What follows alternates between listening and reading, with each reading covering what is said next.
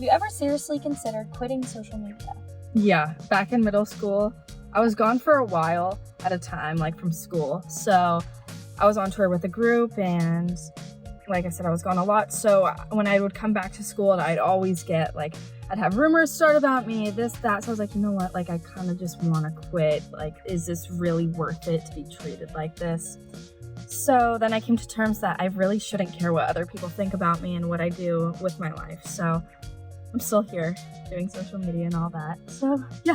Which one of your accomplishments are you most proudest of? Probably when I released my first song.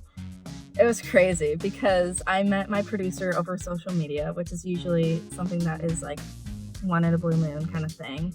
He's an amazing producer and manager. Andrew below, little shout out. But I flew to LA, and we wrote the song and we recorded it at this really cool recording studio. That was a really cool accomplishment too. It was East West Studios, and a lot of the greats have recorded their songs there. And then also I was part of a music group. We toured all of Canada. And then we also did some stops in the US. I got to do some TV interviews with them, radio interviews. It was literally like living like a pop star life. It was crazy. It was really, really fun. And then also one more accomplishment that I'm just astonished of is the first ever press release about me. When we released my new song, we did a full press launch, and just seeing articles about me was really, really cool. Still to this day, I'm not used to it at all. So, yeah. If you could find out one thing about your future, what would it be? What am I gonna do after high school? I want to know what my life is gonna look like. I'm in junior, which is grade 11 of high school. So college is already scaring me enough that I'm creeping closer towards it. So I just want to know what school I'm gonna go to, or what my career or life is going to look like after high school. I just want to know what that's going to look like. If you could have your dream vacation, where would you go and what would you do? I would want to go to, I have two though, because I'd really want to go skiing in Switzerland. My dad gets to do that a lot, so I'd love to go with him one day.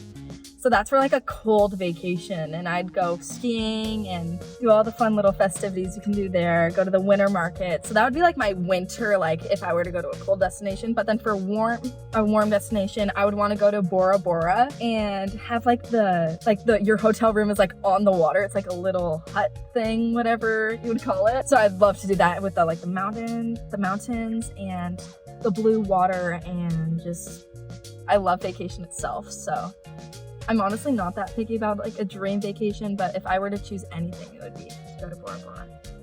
If you could meet any 3 people, dead or alive, who would you meet?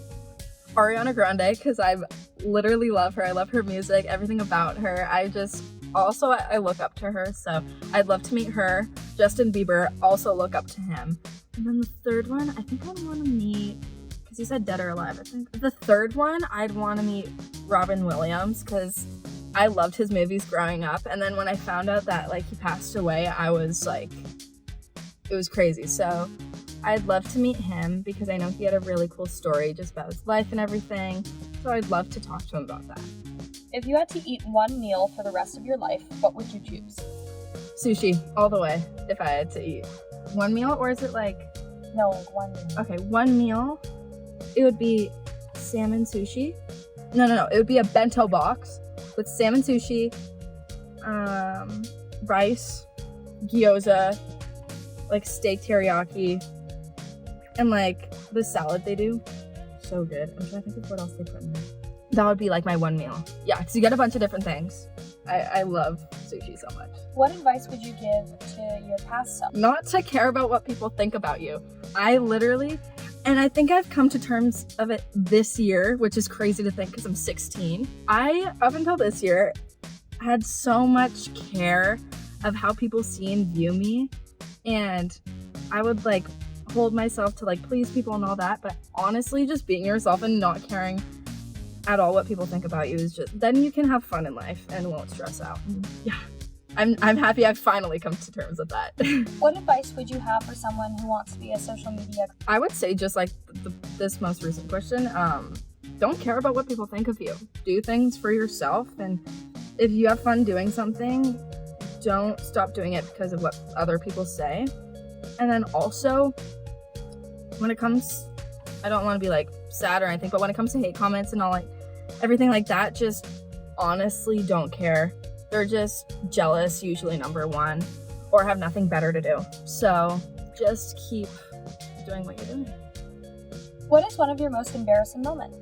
Okay, so this was back in October of 2020, and I was playing with my dog. The story, like what happened isn't embarrassing, but the fact that I had to tell people, like, I'll get to it, okay. So basically I was playing with my dog and I was running, I slipped in water and I fell. My knee went through a glass, like a door with a glass panel, and it went right through the glass panel. And I had to get 10 stitches, I had 3 cuts altogether, and I couldn't go to school the next day. And then after that, I went to school. I had a bunch of stitches. I couldn't bend my knee. So, and it was wrapped in everything. So I was like limping, and everyone in the school was like, oh my gosh, what happened? And it was just embarrassing. So I was like, I went through like a glass door, like a glass panel in a door. Like that's just like not a cool story. I'd rather it be like, I fought an animal and got hurt. Instead, I was being chased by, at the time, my dog was like, I don't even think she was a year old yet. She was a puppy. So the story just doesn't sound cool. For a really cool scar on my knee, I'd rather it have a really cool story and not some embarrassing one. What is something most people who follow you don't know about you? I am from Canada. I live in Los Angeles now, but up until 2020, I moved to Los Angeles and I love it here. I grew up in Canada since I was born. I was born specifically in Toronto. What is your favorite holiday?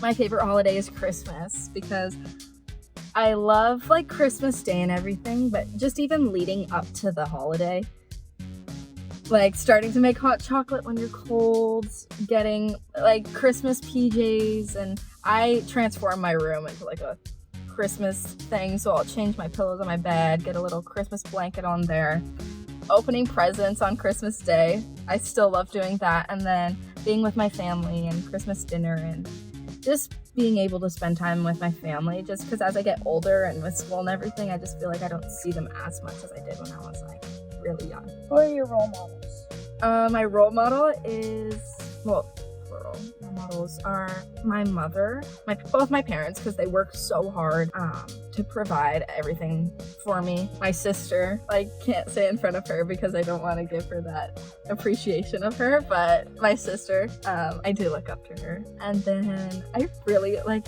I've been saying her quite a bit, but Ariana Grande, I think she's amazing. What would be one superpower that you would choose to have? To read people's minds. Like I've been in too many situations where I'm like, you know, I wonder what this person is thinking right now. Not even of me, just of like the situation or like what's going on. That, or I can't really decide between, but like teleporting. Because if like you're going on a vacation somewhere and it's really far, like I don't really want to have to like be on a plane for so long, or like being in a car for so long. So just like fast teleportation.